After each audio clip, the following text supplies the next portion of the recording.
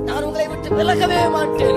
உலகத்தின் முடிவு வரையும், மரண வரையும் நான் உங்களோடு கூட இருக்கிறேன் என்று சொன்னார். எந்த சூழ்நிலைகளை நம்மை விட்டு விலகல. கண்ணீரின் பள்ளத்தாக்கிலே அவர் நம்மோடு கூட இருக்கிறார். நெருக்கத்திலே அவர் நம்மோடு கூட இருக்கிறார். பிரச்சனை மத்தியிலே நம்மோடு கூட இருக்கிறார்.